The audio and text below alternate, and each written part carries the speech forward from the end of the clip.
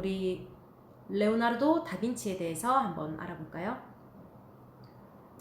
자, 레오나르도 다빈치는 모르는 사람들이 없습니다. 사실 정말 없어요. 왜냐면 다빈치의 가장 유명한 작품이 뭐죠? 모르면 간첩이죠. 간첩이란 말도 이상하네요. 모르면 정말 이거는 문제가 있다고 봐야 됩니다. 모나리자죠. 모나리자. 보이시죠? 모나리자. 네.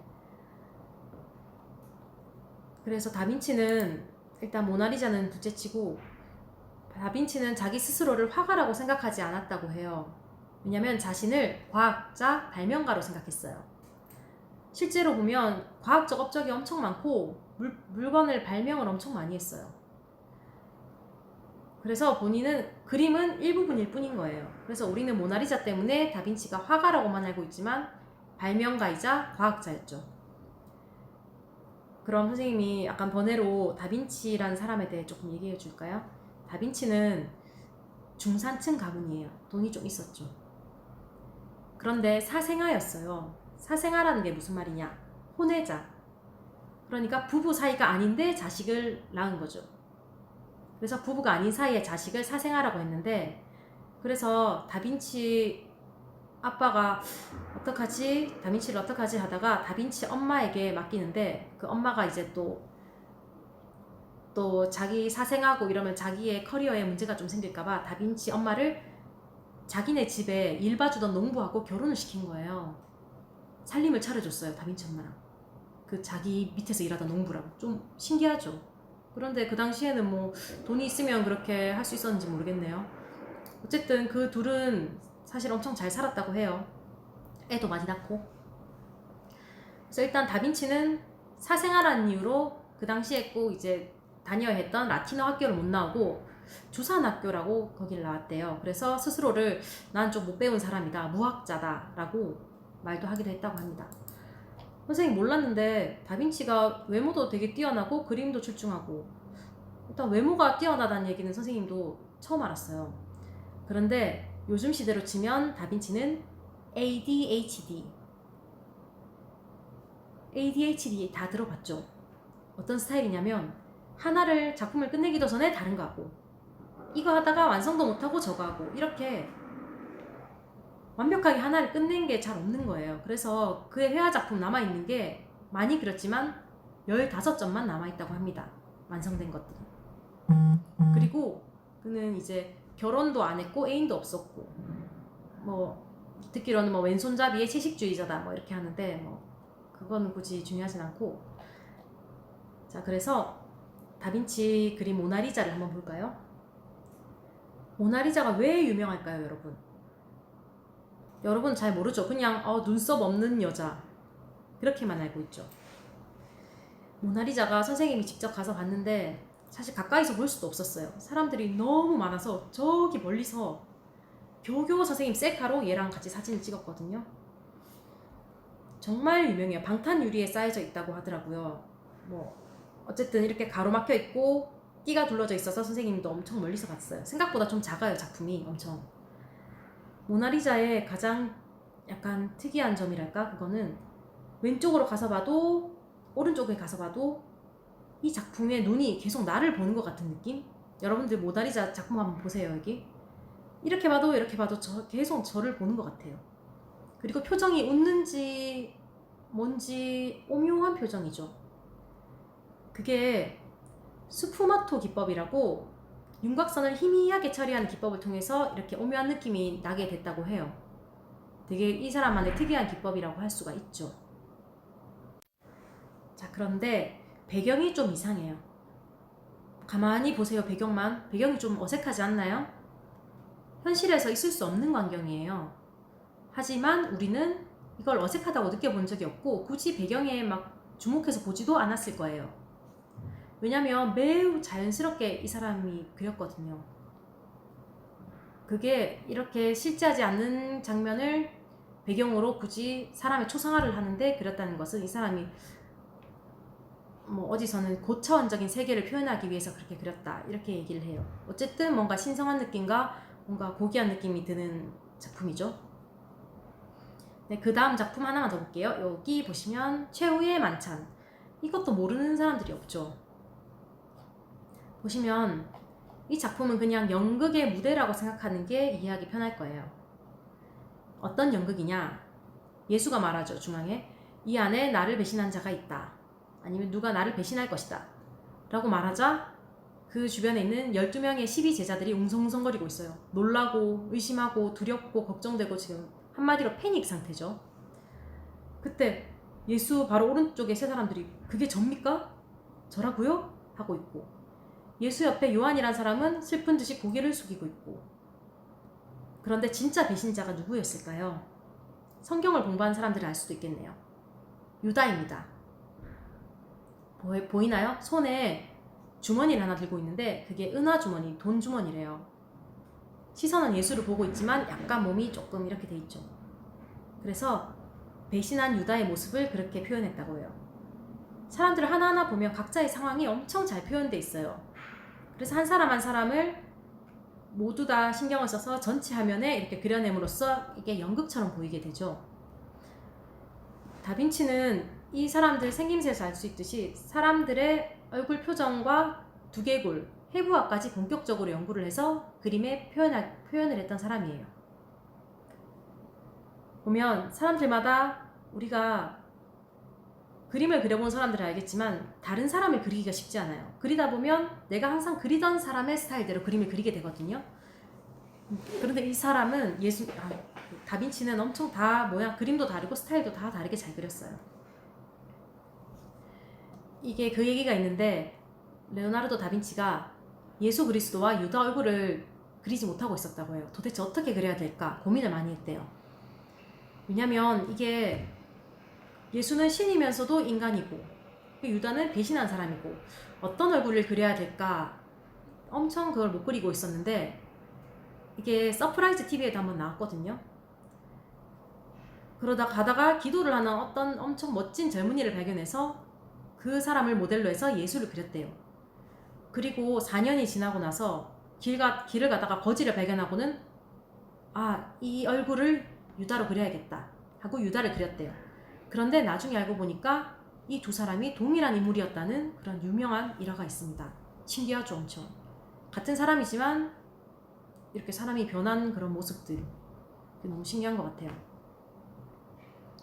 그래서 이 작품이 워낙 이제 대단한 작품이고, 그래서 프랑스의 어떤 왕이 이 작품을 갖고 싶어서 이게 그림에 그린 게 아니라 벽에 그린 거거든요. 그래서 벽에 아예 그림이 흡착이 돼 있는 거나 마찬가지예요.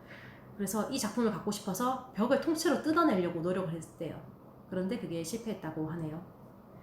그래서 봅시다. 이 최후의 만찬을 보면 손도 엄청 디테일하게 다양하게 묘사가 돼 있는데 보면 얼굴과 손이 엄청나게 대단해요. 이 사람은 이 작품을 위해서 아니면 미술 작품을 할 때 엄청난 습작, 연습을 많이 했다고 해요. 그래서 손 연습한 그림들이 여기 이렇게 딱 보이죠? 그리고 사람 연습, 사람들도 이제 연습을 다른 종이에 이렇게 여러 명 다 그려보고 실제로 이제 진짜 그림을 딱 완성해냈다고 해요. 그래서 다빈치는 그 표현하는 능력도 우수하지만 현실에서 있을 수 없는 그런 모나리자 배경이라든지 그 최후의 만찬의 배경도 사실 실제할 수 없는 배경이거든요. 그런 배경들, 그거를 그림 속에 자연스럽게 녹아내는 그 능력, 그리고 그 인물의 약간 내면적인 느낌까지 담아내는 역량을 가졌기 때문에 다빈치가 작품이 정말 유명하고 대단하다고 손꼽히는 것입니다. 자, 이제 마지막으로 베르메르라는 화가에 대해서 알아보겠습니다. 이제 마지막이에요. 조금만 참으세요. 베르메르를 한마디로 하면 직물의 온기와 공기의 질감까지 캔버스에 완벽하게 담아낸 촉각의 대가이다. 이렇게 표현할 수가 있어요. 질감이라면 우리가 만져보지 않아도 만졌을 때 어떤 느낌일지 알게 그렸다는 뜻이죠. 우리에게는 본능이 있어요. 자, 쇼핑을 갔어요. 우리는 옷을 그냥 눈으로만 보고 사나요? 아니면 눈으로만 보고 쓱 가나요? 그러기도 하지만 선생님은 꼭 이렇게 손으로 쓱 직접 꺼내서 만지지 않아도 이렇게 쓱 한번 만져봐요. 저만 그런가요? 그래서 항상 거기 적혀 있죠. 만지지 마세요. 이렇게 적혀 있는 경우가 있습니다. 특히 어린아이들은 더 심해요. 그래서 뭐든지 만져보려는 본능이 있죠. 베르메르 작품은 바로 이 촉감이 정말 중요하게 작용을 하고 있어요.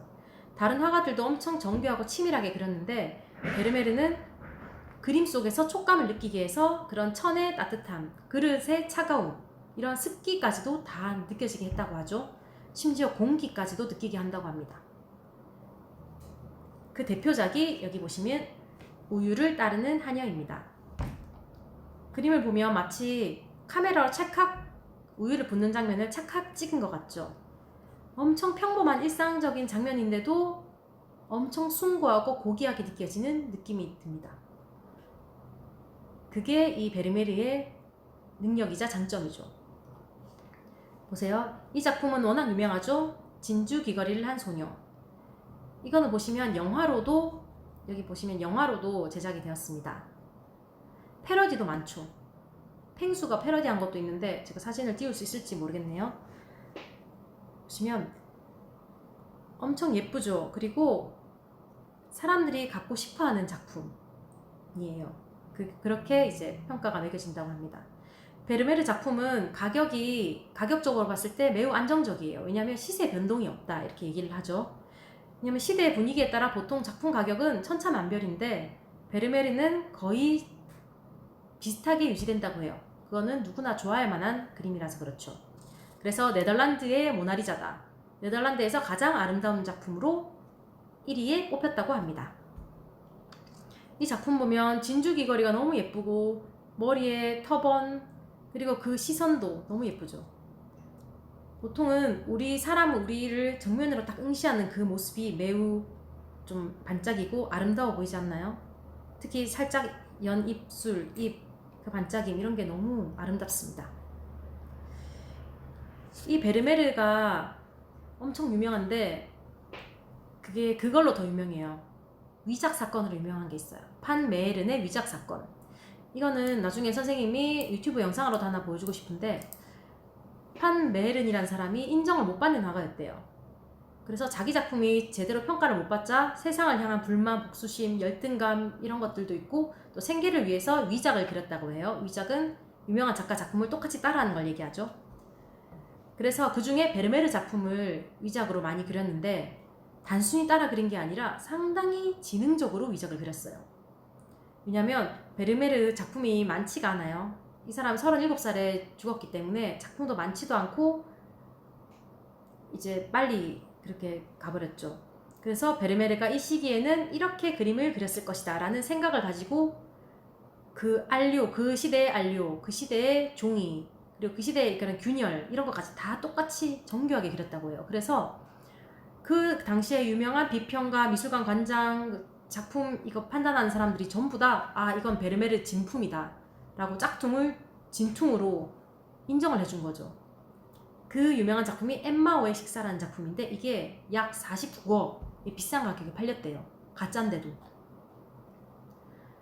그래서 또 이 사람은 여러 가지 또 뭐 재판정에도 서고 했는데 결국에는 이 사람이 이제 명화위조죄로 마지막 심판을 받게 되죠.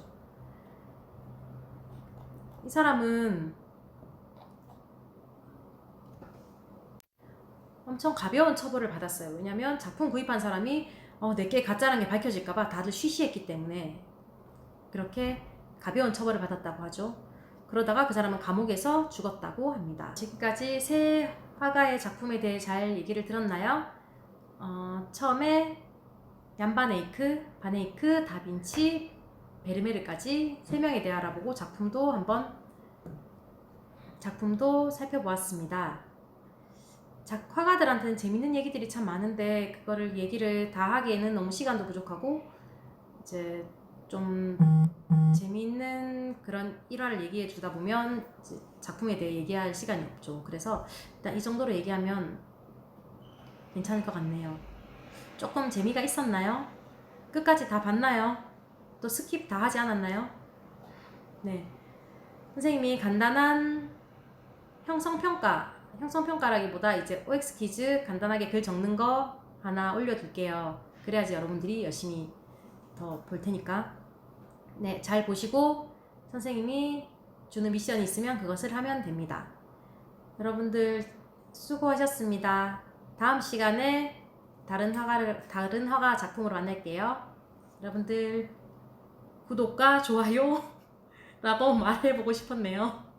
그럼 안녕.